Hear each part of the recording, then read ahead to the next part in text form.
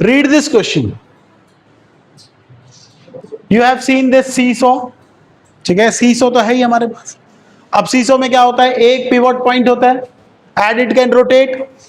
अब क्या पूछ रहा है क्वेश्चन, एक बार देख लो ध्यान से एंड टेल मी.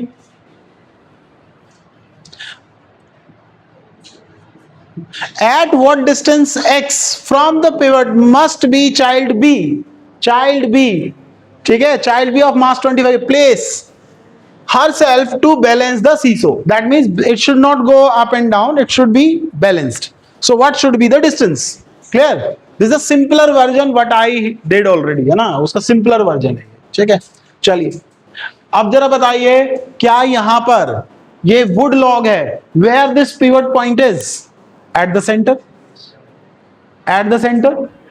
अब बताइए, अगर ये जो सीसो का जो ब्लेड है, या मान लीजिए इसको ऑन कर दिया, हाँ, ये जो सीसो का ब्लेड है, इस ब्लेड का कुछ भी वेट है वो कहां एक्ट करेगा, जरा बताइए. I need to write something. So it will be acting on centre. लेकिन क्या वो कोई टॉर्क दे पाएगा? Is there any torque about point P due to the weight of the log or weight of the sheet? जो भी sheet लगी है, प्लेन लगा हुआ है वहां पर, कोई टॉर्क होगा उसका? नहीं होगा. क्यों नहीं होगा? What is the reason?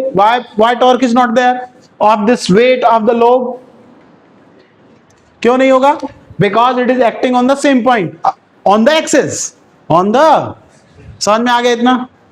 यहां तक डाउट है तो बोलिए जल्दी से. ठीक है. अच्छा, ये जो बॉय यहां पर बैठा है, एम मास एम ए, इसका फोर्स बताइए किधर लगेगा?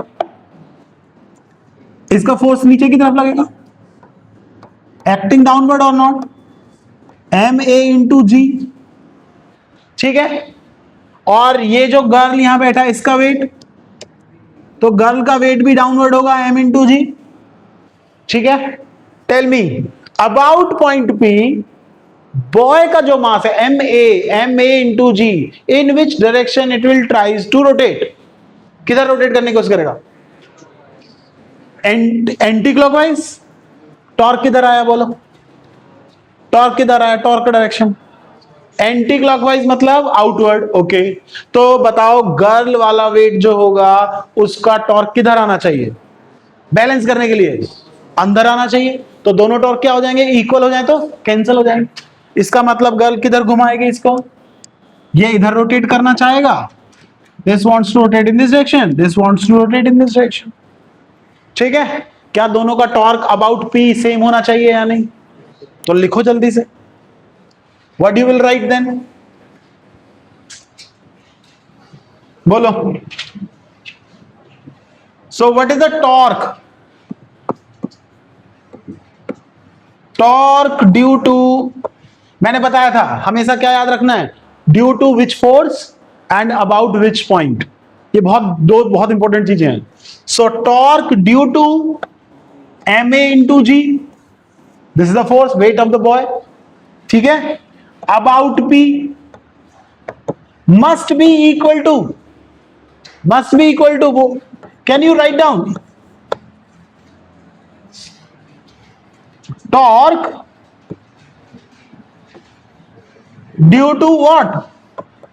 Torque due to what? Due to mbg about which point? About p. So can you write what will be the torque? क्या फॉर्मूला होता है टॉर्क? टॉर्क का फॉर्मूला बोलो. क्या फॉर्मूला होता है? Perpendicular distance into force. Perpendicular distance into, so perpendicular distance means this is force perpendicular and this is the distance. What is the distance right now? What is the distance right now? 2.5. So 2.5 is the distance into what is the force? Perpendicular force, or you can say ma into g. चलेगा? That will be equal to what? x into mb into g. Is that okay? Now can you see, can I cut down g and g from both sides? They are in multiply. We know the weight of both boy and girl as well. So can I find out x equal to 2.5 into ma divided by mb? So what is the value of x? 2.5 into what is mass? 30 divided by 25 divided by 25. And now this 25 and this 2.5, can we cut it by how much? 0.1? 0.1. So how much distance it should be? Oh, not in centimeter, it's in meter actually. So 3 meter. Is that okay? Easy है ना question? ये सबसे आसान question था, ठीक है? सबसे आसान क्वेश्चन है, ठीक है? Is that okay? Any doubt in it? अच्छा, एक क्वेश्चन थोड़ा सा मैं ऐड करना चाह रहा हूं इसमें. And what is that question? सुनना ध्यान से. लिख कर लिया ना सबने? Now listen carefully. मैं एक काम करने जा रहा हूं. मैं इस बॉय को मान लीजिए 0.5 मीटर इधर ले जाता हूं, या 10 सेंटीमीटर 20 सेंटीमीटर कुछ भी डिस्टेंस ट्रैवल करा दूं. What they can ask? If I move this boy toward this side 10 centimetre, assume that 10 centimetre, how much the girl we should move to keep this seesaw in balanced condition? Are you getting my question? Are you getting my question?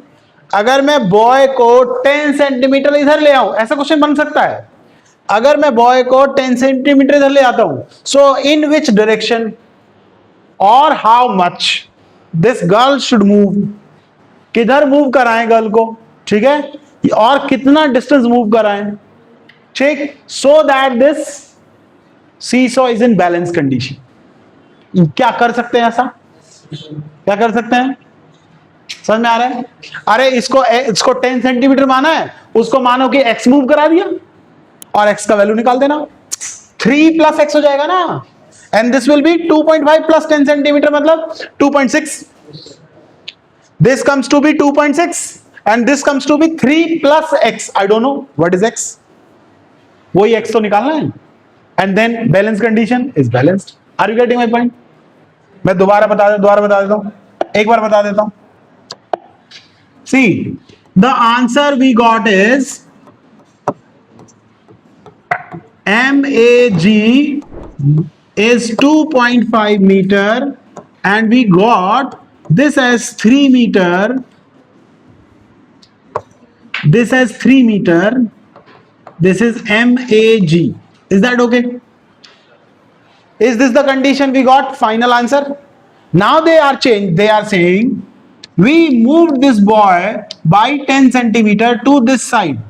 So in which direction and how much we should move the girl so that this seesaw is in balance condition? So obviously girl को किधर move कराओगे जरा बताओ? Towards कराओगे क्या? अगर इधर करा दिया तो अनबैलेंस हो जाएगा, ठीक है, तो हमें थोड़ा दूर ही कराना पड़ेगा इसको. तो अज्यूम करिए x. तो आप बताओ फाइनल आंसर क्या होगा? फिर से बोलो. और फिर क्या बोल रहा है? फिर भी क्या बोल रहा है? It should be balance. इसका मतलब 2.5 प्लस 0.10 into MA into G must be equal to 3 plus x into MA into G. नहीं, MB है बेटा, ये ना, गर्ल इज एट B. सो ये B हो जाएगा. बोलो, क्या x का वैल्यू अभी भी कैलकुलेट हो सकता है क्या? बताइए, x का वैल्यू कैलकुलेट हो सकता है ना? तो बोलो, क्वेश्चन में कोई ज्यादा प्रॉब्लम आई क्या? बस तुम्हें आना चाहिए भाई, क्या है, टेक्निक आनी चाहिए. क्लियर? अब एक और क्वेश्चन करते हैं. पहले ये क्वेश्चन करते हैं, उसके बाद कुछ और करेंगे, ठीक है? कभी देखा लैडर हम लगाते हैं, लैडर सीढ़ी लगाते हैं, तो सीढ़ी लगी हुई है वॉल पे. अभी मैं बिना किसी पर्सन के करा रहा हूं, कोई पर्सन भी जा सकता है ऊपर, जा सकता है नहीं? तो ये इस तरह का एक सीढ़ी लगी हुई है, ठीक. मान लीजिए, assume that this distance is 3 metre, 4. It should be 4. then ये कितना हो जाएगा? 5. 3 और 4 का राइट एंगल ट्रायंगल बन रहा है ना, तो 5 आ जाएगा, ठीक है. इतना समझ में आ गया? ये लैडर का कुछ वेट भी होगा. लेट से लैडर M, लैडर का mass of the ladder is कितना कर लूं बोलो? Is that okay? कहां पे लाई करेगा जरा बताओ? कहां पे लाई करेगा? At the centre. तो एट द सेंटर अगर लाई कर रहा है तो ये होगा वेट ऑफ द लैडर, ठीक है, ml इंटू जी, चलेगा, सही है। लैडर यहां जमीन से टकरा रहा है, टच कर रहा है, तो कौन सा फोर्स लगेगा यहां पे? Reaction force. कौन सा फोर्स लगेगा? और रिएक्शन किधर लगेगा? हमेशा ऊपर। ये हो गया रिएक्शन 1। हाँ, और एक रिएक्शन लगेगा इधर, तो वो लगेगा इधर सरफेस के परपेंडिकुलर, याद है, परपेंडिकुलर टू सरफेस। तो सरफेस ये है, परपेंडिकुलर सरफेस ये है पर R2। क्वेश्चन है find R1 and R2। R1 और R2 ही निकालना है। अगर कोई फ्रिक्शन नहीं है, no friction, mu zero. Mu zero का मतलब नो फ्रिक्शन। इधर मान सकते हैं फ्रिक्शन है, क्योंकि अगर इधर फ्रिक्शन नहीं मानोगे तो क्या होगा? फिसल जाएगा। तो इधर म्यू मैंने ले लिया कितना? म्यू इक्वल टू, ले लो, कितना लेंगे बताओ? 0.5 ले लेते हैं। कितना? अच्छा ये बताओ, किधर लैडर किधर स्लिप करेगा? किधर स्लिप कर सकता है लैडर? इधर किधर?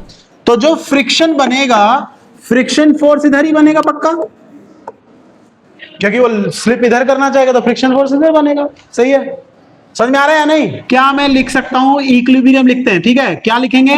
इक्विलिब्रियम। सो ट्रांसलेशनल इक्विलिब्रियम। क्या सबको समझ में आए कैसे कैसे डायरेक्ट फोर्सेस बनाए गए हैं? कोई ऐसा जिसको फोर्सेस समझ में नहीं आए हो कि फोर्सेस हमें नहीं पता चला कैसे बने? जब भी जहां भी कांटेक्ट होगा वहां पर नॉर्मल रिएक्शन आएगा। तो जैसे ही मेरे हाथ में ये लगेगा, यहां टच होगा हाथ पे, तो normal reaction perpendicular to my hand. ये यहां लगेगा तो परपेंडिकुलर टू माय हैंड। क्या ठीक है? क्या समझ में आया? हाँ, अगर नहीं नहीं यहां तो जीरो है, यहां नहीं है, ये रोक रहा है ना। अरे नीचे वाला पैर रोक रहा है ना, नीचे वाले में फ्रिक्शन है ना, तो वो रोकेगा। वहां भी हो सकता है, और डिफिकल्ट हो जाएगा क्वेश्चन, ठीक है। तो पहले अभी हम एक से कर लेते हैं, उसके बाद फिर दूसरा निकालेंगे। इतना समझ में आ गया? ट्रांसलेशनल इक्विलिब्रियम बताओ। इक्विलिब्रियम पहले बेटा एक्स एक्सिस में लिखो। पहले बताओ जरा, एक्स एक्सिस बताओ। एक्स मतलब ऐसे वाला, एक्स एक्सिस मतलब ये लेफ्ट राइट वाला। कोई फोर्स दिख रहा है क्या लेफ्ट राइट वाला? अरे देखो ना, friction force equal to R2। अरे लैडर रुका हुआ है ना। अगर लैडर कहीं मूव नहीं कर रहा है तो उसमें उस पे लगने वाला राइट फोर्स और उस पे लगने वाला लेफ्ट फोर्स दोनों क्या होंगे? इक्वल। तो क्या मैंने सही लिखा है? एक फोर्स ऐसे लग रहा है, एक फोर्स ऐसे लग रहा है लैडर के ऊपर। बोलो समझ में आया या नहीं? क्या दोनों फोर्सेस इक्वल हैं? F इक्वल टू R2 है या नहीं है? बताइए जल्दी से। Very good, equation number 1। अगर मैं म्यू नहीं भी दूंगा तो भी आंसर आ जाएगा, ठीक है। अभी देखते हैं कैसे। नाउ वाई एक्सिस में बताओ, what about Y axis? What about Y axis? अरे अप और डाउन देखो, कोई है फोर्स? आप ऊपर की तरफ लैडर पे कोई फोर्स लग रहा है क्या? R1 लग रहा है। क्या डाउनवर्ड कोई फोर्स लग रहा है लैडर पे? यस, वेट ऑफ लोग लग रहा है। समझ में आया? तो कितना हो गया? इक्वल टू ml इंटू जी। सही है। अच्छा एक और बात बताना, अगर मैं किसी आदमी को कहीं पे खड़ा कर दूं, इस लैडर पे मान लो यहां आदमी को खड़ा कर दिया है ना, यहां पे आदमी आ गया, तो बताओ क्या ये इक्वेशन चेंज होगी या नहीं? अगर मैं एक आदमी को यहां पर खड़ा कर देता हूं तो क्या आदमी का वेट भी डाउनवर्ड लगेगा, नहीं लगेगा? So when person weight is downward, so I need to add plus weight of the person. क्या लिखना पड़ेगा? Weight of the ladder plus weight of the person. But अभी यहां पर कुछ नहीं है, तो अभी हम इसको ज्यादा नहीं बात करेंगे, ठीक है। समझ में आया? तो मैं तुमसे अगला क्वेश्चन क्या पूछूंगा? एक आदमी यहां या यहां खड़ा कर दूंगा और बोलूंगा बताओ सेम क्वेश्चन, बस एक आदमी और आ जाएगा यहां पे, ठीक है। तो क्या होगा? एक फोर्स और बढ़ जाएगा। यहां तक कोई डाउट है तो बोलिए। प्रांजल पक्का? चलिए, सो कितना वेट हो गया? R1 का वैल्यू कोई लिख भी सकता है क्या? What is the wait of the ladder? 20 into 10 कितना हो गया भाई? 200 न्यूटन। तो मेरा R1 तो मिल गया मुझे, R2 नहीं मिल रहा है। तो R2 कैसे निकालूंगा बोलो? फ्रिक्शन तो पता ही नहीं है ना, ये हटा देते हैं, ये थोड़ी देर के लिए तुम्हें हटा देते हैं, बस यहां लिख देते हैं mu is not equal to 0, इसका मतलब फ्रिक्शन है। ठीक है, अब बोलो क्या कर सकते हैं, बताओ कौन सा इक्विलिब्रियम और बचा? Rotational equilibrium. क्या लैडर घूम रहा है, क्या रोटेट कर रहा है, क्या नहीं कर रहा है, तो क्या इक्विलिब्रियम में है, तो नेट टॉर्क 0 होना चाहिए। क्या दिमाग लगाऊं, बोलो क्या दिमाग लगाऊं कि बस R2 का वैल्यू आ जाए, R1 का ना आए, पिक्चर में ही ना आए R1, और फ्रिक्शन भी ना आए पिक्चर में, क्या करूं बोलो? अबाउट पॉइंट ए, इसको मान लो ए पॉइंट, क्या मान लो इसको, तो ए पॉइंट के अबाउट, ये मान लो बी, तो ए पॉइंट के अबाउट क्या निकाल दें, टॉर्क निकाल देते हैं। ए पॉइंट के अबाउट क्या निकाल देते हैं, टॉर्क निकाल लेते हैं। समझ में आया? जैसे ही मैं ए के अबाउट टॉर्क निकालूंगा तो torque of R1 about A, torque of R1 about A, torque of friction about A 0 हो जाएगा। प्रांजल सो गया? इधर तेज बोल रहा हूं फिर भी सो रहा है। फ्रिक्शन का टॉर्क अबाउट ए, R1 का टॉर्क अबाउट ए, समझ में आया? तो क्या बचेगा, बस वेट और R2 बचेगा। वेट का वैल्यू मुझको ऑलरेडी पता है, उसका डिस्टेंस भी मुझे पता लग जाएगा, मैं इजीली बता दूंगा R2 का वैल्यू कितना है। ठीक है, तो करें आगे एक और, बोलो चलिए स्टार्ट करते हैं। क्या इसको हम थोड़ा साइज इसका छोटा कर सकते हैं क्या?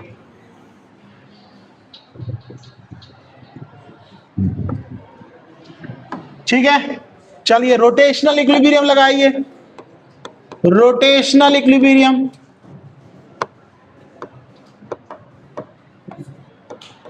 अबाउट ए, तो net torque about A, net torque about A is 0, क्योंकि वो इक्विलिब्रियम में है।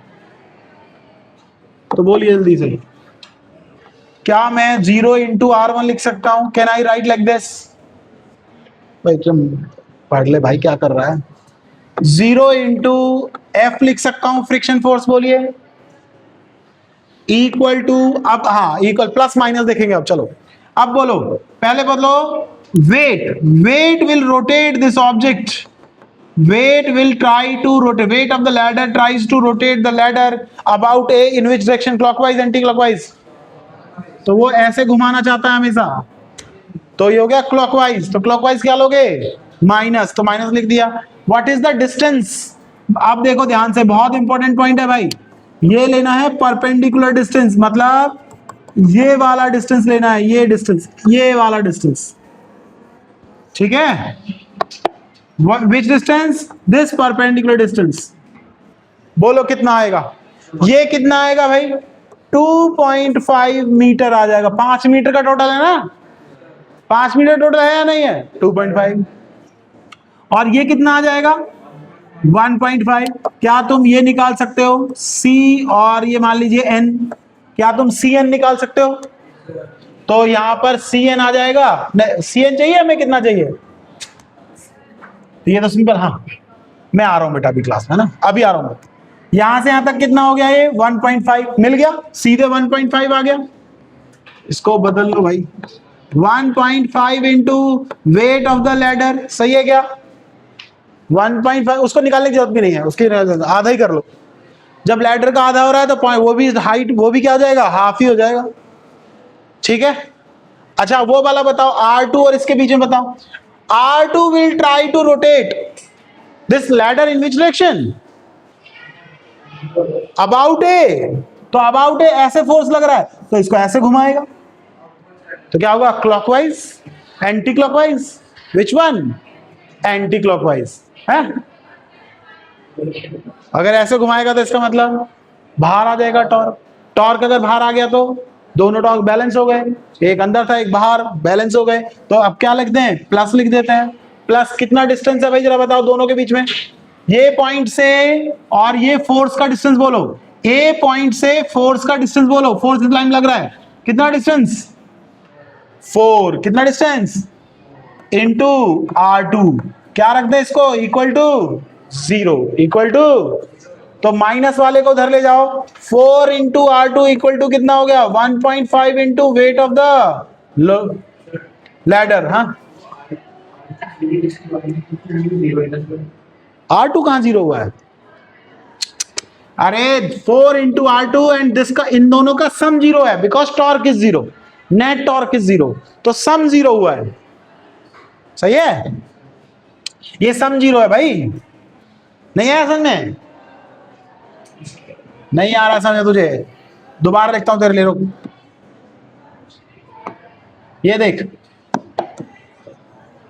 फिर से लिखता हूं, यहां देख ध्यान से, क्या लिखा, 1.5 into weight of the log, सही है, plus 4 into R two distance into force equal to 0। ये पूरा इक्वेशन इक्वल टू 0 है, ना कि आर टू 0 है, पूरा इक्वेशन 0 है, ठीक है।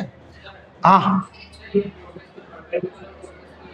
कौन से वाले, कौन से वाले, आर टू, नहीं देखो, जब ये ऐसे घुमाएगा ना, ऐसे घुमाएगा, ऐसे फोर्स लगाएगा, तो ए के अबाउट, ए के अबाउट घुमा रहा है ना, तो ए के अबाउट जब घुमाएगा, मान लीजिए ए यहां पर है, फोर्स यहां लग रहा है, तो what is the perpendicular distance between the point, तो वो तो यही आएगा ना, सही है, परपेंडिकुलर डिस्टेंस तो यही आएगा ना। ये फोर्स का इफेक्ट, देखो ये लाइन मान लिया करो, you can assume this line as a force line, तो फोर्स पूरा इसी लाइन में लग रहा है, और मैंने डिस्टेंस देना है फोर्स और पॉइंट ऑफ एक्सिस, जो हमारा एक्सिस पॉइंट है, बस आराम से लिख दो। तो ये डिस्टेंस क्या हो जाएगा, आर, ये फोर्स क्या हो जाएगा, R2। तो कितना डिस्टेंस है दोनों के बीच में, बोलो, परपेंडिकुलर लेना है, कौन सा डिस्टेंस, सही है। तो जो यहां R2 तुम यहां मान रहे हो, उसको यहां भी मान सकते हो, तो बताओ परपेंडिकुलर है या नहीं है। इस लाइन में R2 को कहीं भी मान सकते हो, कहीं भी, इस लाइन में कहीं पे भी, ठीक है। तो ऐसे करके करना है। और किसी को डाउट है क्या R2 मानने में, परपेंडिकुलर डिस्टेंस फाइंड करने में, any doubt in finding perpendicular distance, समझ में आ गया ना कैसे करना है। ये एक R2 है, दिस इज R2, ये जो R2 है ये इस लाइन में लग रहा है, ये लाइन में, तो इस लाइन का डिस्टेंस लेना है इस A पॉइंट से, कैसा, परपेंडिकुलर डिस्टेंस। तो कितना आएगा वो परपेंडिकुलर डिस्टेंस, इस हाइट के बराबर आएगा, कितना लिखना है उसको, 4, ठीक है। अब बताओ क्या मैं लिख सकता हूं, 4 into R2 equal to 1.5 into WL। So R2 का वैल्यू जो आएगा, क्या वो वेट ऑफ डिवाइड बाई 4 आएगा या नहीं, 1.5 इंटू 200 डिवाइड बाई 4, 200 से कितने बार कटेगा ये, 50 टाइम्स, और 50 से 75 न्यूटन आ जाएगा या नहीं, बताओ। R2 कितना आ गया भाई, R2 कितना आ गया, R2 कितना आया, जल्दी बोलो, R2 कितना आया। और अगर R2 आ गया तो फ्रिक्शन भी आ गया या नहीं, R2 आ गया, फ्रिक्शन भी आ गया या नहीं आया, बताओ। और मेरा R1 तो पहले ही आ गया वेट की वजह से, क्या सारे चीजें आगे कैलकुलेट हो गए।